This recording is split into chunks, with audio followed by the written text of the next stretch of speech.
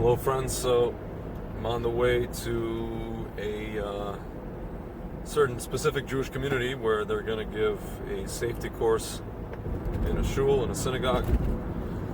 Honestly, I mean, I'm moving to Israel in a couple of weeks, so I don't live in this place, but in that community. But I'm just going there just to get kind of a wind of what's going on and like what people are doing to take precautions and just to be informed about what's going on in the Jewish world and all this kind of stuff.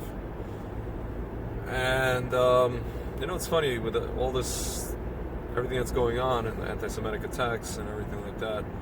It got me thinking about what actually the role of the anti-Semite is, and the fact that not only is it embedded in halacha that the anti-Semite was actually sent here to the world from Hashem.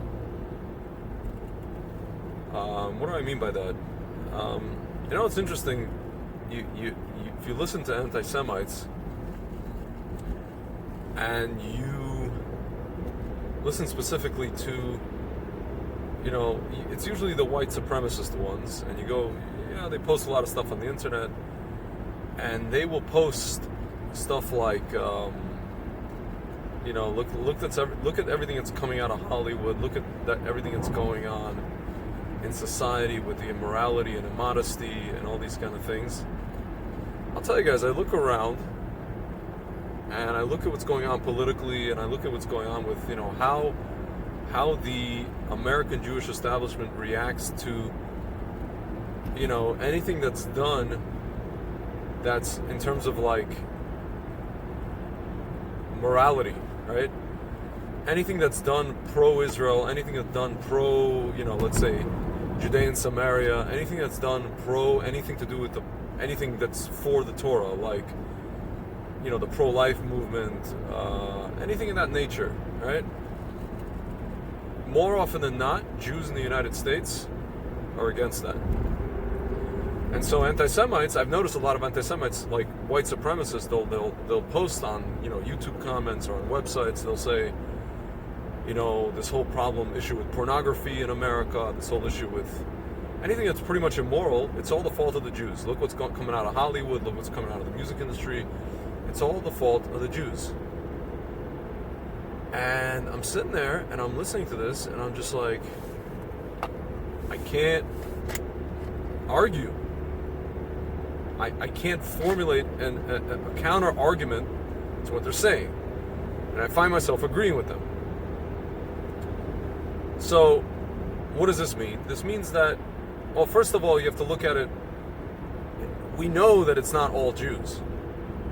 It's just a certain segment of the Jewish population, in Hollywood and entertainment and in whatever it is, in finance. But in looking at this, we realized two things, friends. We realized one thing is that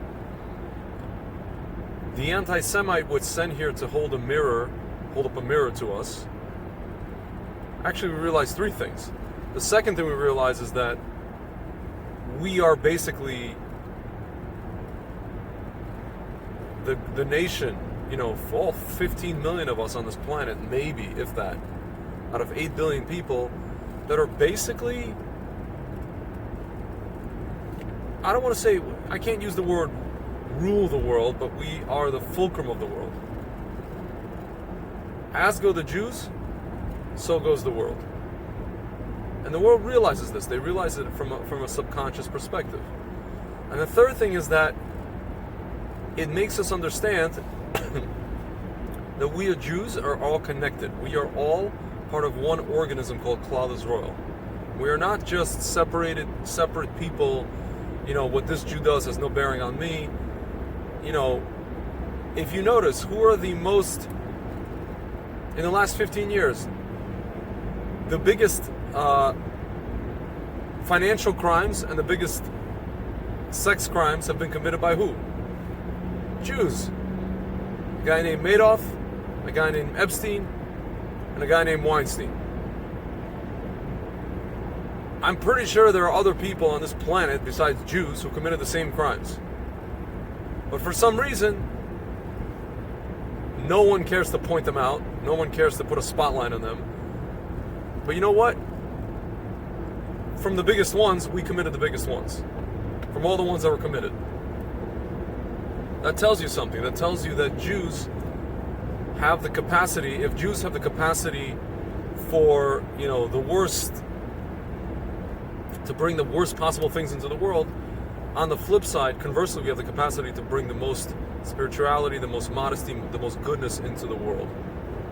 As Rabbi Nachman said, if you can destroy, you can fix just as well.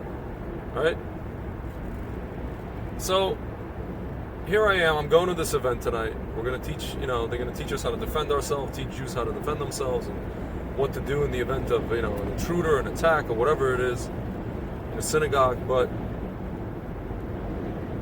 what I would advise to anyone who's coming in, whether it's, and there's going to be a rabbi speaking, what I would advise the rabbi, before you teach anybody how to defend themselves, maybe give a little bit of a lecture to your fellow Jews about, I don't know, being honest in business, not screwing the next guy, especially your fellow Jews, not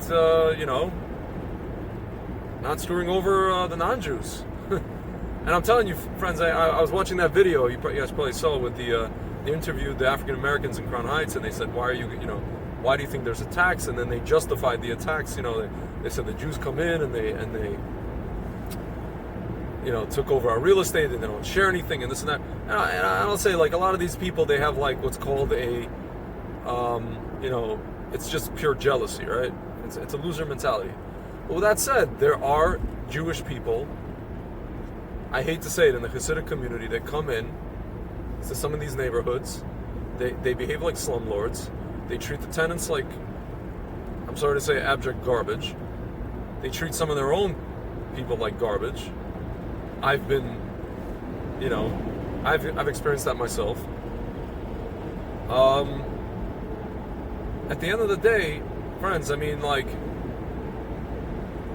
it's not all Jews, unfortunately, but how you behave is a reflection on me. How you behave in business is a reflection on me. I have to answer for you. Kol Yehudim Aravim Zeh Lazeh. Every Jew is another Jew's guarantor. I have to answer for you. If somebody meets me and somebody see, why I don't wear a kippah, for example, you see I'm wearing just like a winter hat. Why I don't wear a kippah in my car?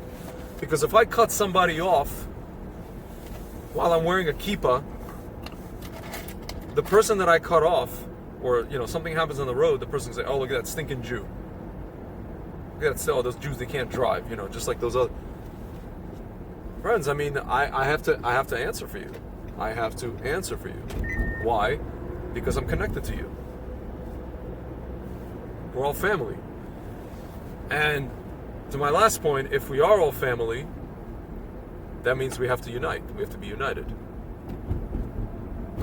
Even despite the fact that there was, you guys saw in this march that we had in the city last Sunday, they let in a bunch of anti-Semites in the march. But you know what? You had Jews of all hues, as I like to call it, of all different shapes and sizes and denominations.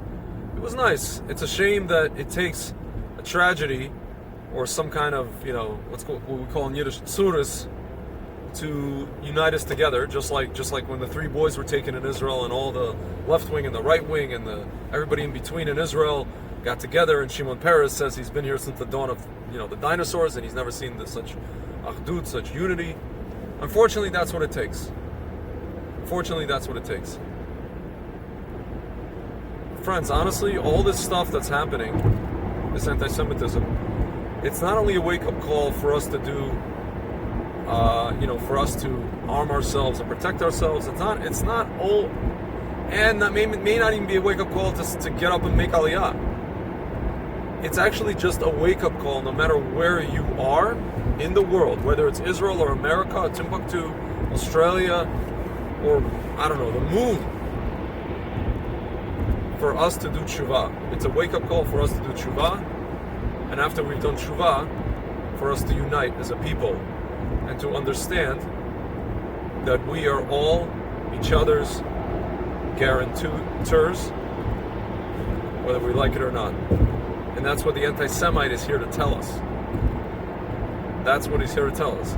We can sit around And we can be upset, and we can say, well, just another anti-Semitic canard, and you know. But at the end of the day, some of these people have a point. They really have a point. I'm not saying they are, you know, ultimately right in attacking us, but they have a point. They're here to wake us up. And all the stuff that's happening now with Iran, that's also a wake-up call. In a different way, but it's also a wake-up call. And friends, I really hope it doesn't come to the point where people in America start resenting the Jewish people and resenting Israel for bringing them into a conflict with Iran, even though it's a greater conflict. Because if that happens, then it's not going to be a pretty picture. But in the end, we have to remember, it's all about unity. It's all about waking up. Because whether you like it or not, it's happening. All right, talk to you soon.